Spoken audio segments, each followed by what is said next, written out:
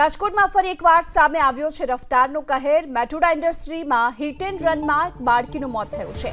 2 વર્ષીય બાળકીને કચડી કાર ચાલક ફરાર થઈ ગયો।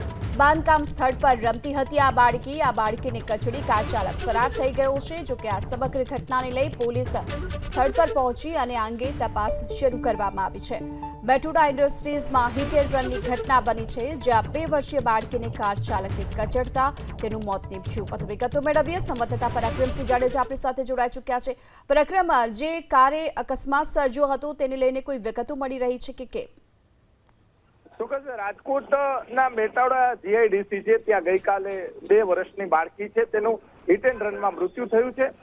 તેમના પરિવારજનોમાં ખૂબ જ દુઃખની લાગણી છે અને પોલીસ દ્વારા આ કાર ચાલકને પકડી અને કાયદેસરની કાર્યવાહી હાથ ધરવી જોઈએ તેવી માંગ પણ છે। જે મેટોડા ગેટ નંબર 2 પાસે આ સમગ્ર ઘટના બની છે। ઘટનાને લઈને પોલીસ દ્વારા તપાસ કરી અને કાર ચાલક કોણ છે તે બાબતે પણ જે તાત્કાલિક તપાસ હાથ ધરવી જોઈએ।